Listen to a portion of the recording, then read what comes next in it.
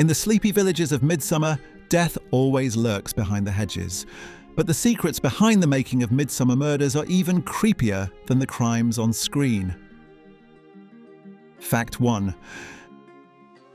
And my dear nephew Dennis, they were murdered 9 years ago. Your sister. Since its debut in 1997, Midsomer Murders has racked up an astonishing number of on-screen deaths. Over 400 murders have taken place in the quiet villages of Midsomer. That makes it one of the deadliest places in TV history. Writers have admitted they sometimes struggle to invent new ways to kill characters. Fans even created lists to rank the most bizarre deaths. From wine presses to church bells, nothing is off limits. The contrast between cozy villages and gruesome murders became the show's trademark. Critics say this irony is what keeps viewers hooked. The body count is both shocking and darkly humorous. It makes Midsomer the most dangerous fictional county in Britain. Even the producers joke about its reputation. It's almost impossible to live there and survive more than an episode. And that running gag has become central to its identity. The sheer scale of death is unmatched in crime television. It's part horror, part comedy, and it makes the show unforgettable. Midsomer turned murder into a strangely charming art form, a cozy countryside turned into a graveyard of imagination.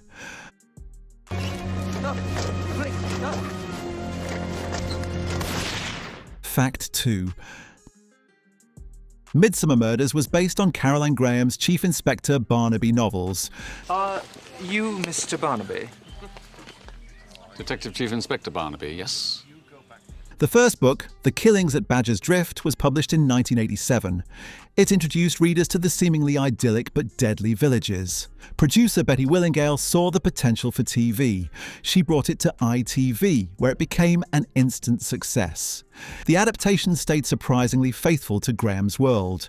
Barnaby's character was lifted directly from the novels. Even his calm and polite nature remained intact. The first few episodes drew heavily from the books. After that, new storylines were invented for TV. Graham herself praised the adaptation. She said it captured the exact tone she intended. This gave the show strong literary roots. It separated Midsomer from typical crime dramas. The blending of cozy mystery with gruesome crime was unique. It proved novels could become enduring television, and it kept Graham's work alive for decades. The books and the show became inseparable in crime fiction history. Mr. Pickard,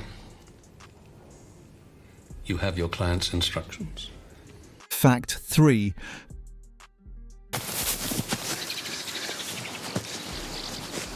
What do they call this place anyway? Fans often wonder where Midsomer actually is. The truth? It doesn't exist. Midsomer is a fictional county created for the series. Its name comes from combining real English counties like Oxfordshire and Buckinghamshire. Filming takes place across the Chilterns and the Cotswolds. Dozens of picturesque villages have been used as backdrops. Tourists visit these filming locations every year. Entire travel guides have been made around them. Residents sometimes complain about fans showing up mid-shoot, yet most embrace the fame. The fictional setting gave writers total freedom. They could invent towns, histories, and secrets. This flexibility kept storylines fresh. The invented geography created a sense of mystery. It made viewers feel they were peeking into a hidden world. Midsomer became a place everyone recognised yet couldn't find on a map. That paradox made it even creepier, and it turned the county itself into a character. You'll hold it, mon brave. I think we should go to that meeting. Fact 4. Nothing changes, does it, Troy? Sorry, sir. Bit of luck running into you, though. Thought I was going to be late for the wedding. John Nettles, who played DCI Tom Barnaby, is the face of the show, but he nearly walked away after a few seasons. The workload was relentless, with long filming schedules. He feared being typecast after years as Bergerac. At first, he hesitated about committing to another detective role. Producers convinced him to stay by promising creative freedom. Nettles gradually embraced Barnaby's calm authority. Audiences grew deeply attached to him. He stayed for 81 episodes over 14 years. His departure in 2011 shocked fans, but his early doubts nearly ended the series much sooner. Nettles later admitted he was glad he stayed. The role defined the second half of his career. It gave him international recognition, and it cemented Barnaby as one of TV's most beloved detectives. The near miss proved how fragile TV history can be. Without Nettles, Midsomer Murders might never have endured. His presence shaped the series from the very start. This is it here, sir. Really, Troy? I'd never have guessed. Fact 5. They'll go through the back, sir. There's a place to park and it's not overlooked. There's no one left to overlook them, is there? Writers occasionally draw inspiration from true events. Cases of jealousy, inheritance disputes, and scandals mirror real British crimes. One storyline echoed a real village poisoning, another borrowed from a bizarre family feud. These elements gave the show chilling realism. Viewers sometimes recognize parallels in the news. The blending of fact and fiction added depth. But producers avoided anything too close to reality. They wanted murder to feel theatrical, not exploitative. Still, the inspiration was undeniable. It gave Midsomer an unsettling edge. The cozy villages suddenly felt too believable, as if real darkness lurked beneath the surface. This balance of fiction and truth was deliberate. It made murders entertaining but still haunting, and it kept audiences slightly on edge. The show's realism was part of its secret.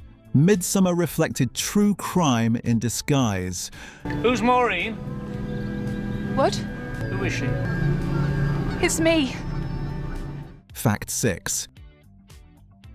You may have been the last person to see Marjorie Empson alive.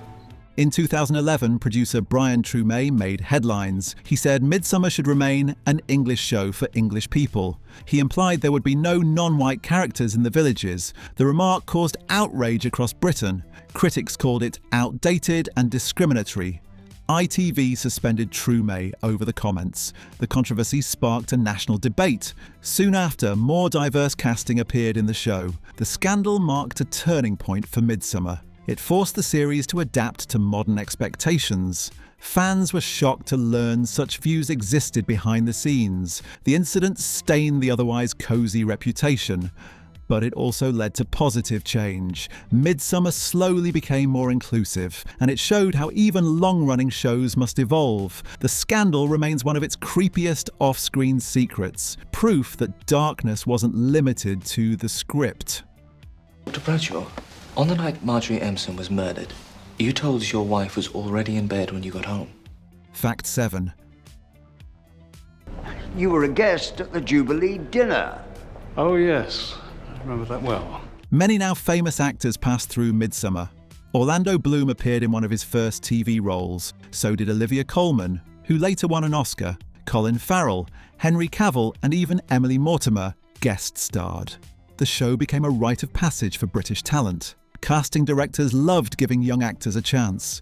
Viewers later looked back in surprise. They saw future stars in small village roles, often as victims or suspects in murders. This became a hidden tradition of the show. It gave episodes an extra charm in hindsight. Spotting big names became a game for fans. The series quietly launched many careers. The countryside turned into a stage for future legends, and it proved Midsomer was more than a crime drama.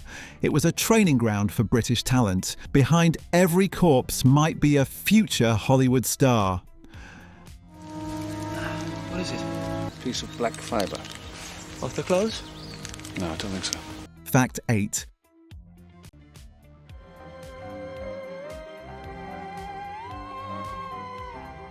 The haunting theme was composed by Jim Parker. It features a distinctive sound from the theremin. This instrument creates eerie, ghostly tones. Few crime dramas use such an unusual instrument. It gave the show its chilling identity. The sound became instantly recognizable. Fans said it set the mood before the story began. The theremin was once used in old horror films. Linking it to Midsomer added a creepy edge. The choice was deliberate by the producers. They wanted a theme that stood out from other detective shows. It became one of Britain's most famous TV themes. Even non-fans recognised the melody. It perfectly captured the mix of cosy and sinister. The music became as iconic as the murders. Without it, Midsomer wouldn't feel the same, and the theremin remains its spookiest hidden element.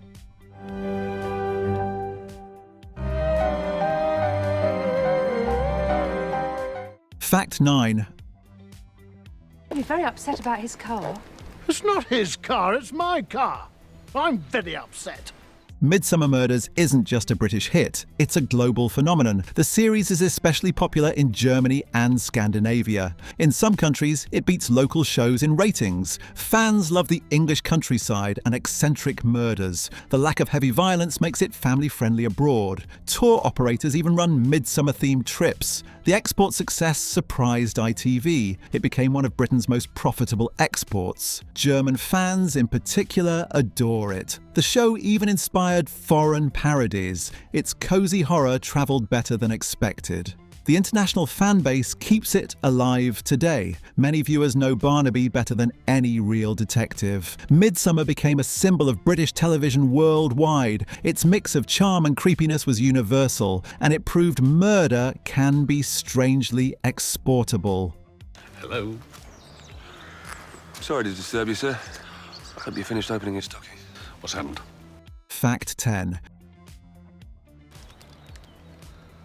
Electric carving knife. It's from Mum. Even after decades, the series keeps going. New Barnaby actors replaced John Nettles. Neil Dudgeon took over as DCI John Barnaby, Tom's cousin. This allowed the show to continue seamlessly. Producers knew fans wouldn't accept an abrupt end. The handover was carefully written. The transition kept ratings high. Unlike many long-running shows, Midsomer refused to fade. It became ITV's longest-running drama. Over 130 episodes have been produced. Each one adds new deaths to the tally. The series shows no signs of stopping. It has survived cast changes, scandals, and decades. Its immortality is almost eerie. Like Midsomer itself, it just won't die. That makes it one of TV's most enduring mysteries. So what do you think? Well, it's all lovely, except for the dead body covered in rabbit. Bonus fact. Been dragged over here, make it look like an accident, but it doesn't make sense. Fans often cite the killings at Badger's Drift as the creepiest episode. It was the very first story in 1997. An elderly woman witnesses something shocking. She's murdered before she can reveal the secret. The dark tones set the stage for the entire series. Viewers were unsettled by its combination of beauty and horror. The story shocked audiences expecting a gentle mystery. It showed the writers weren't afraid to go dark. The episode remains one of the highest rated. It established Midsomer's unique formula. Every murder since has lived in its shadow. The creepiness lingers decades later, and it proved the series was never just cozy TV. It was a murder show with real bite.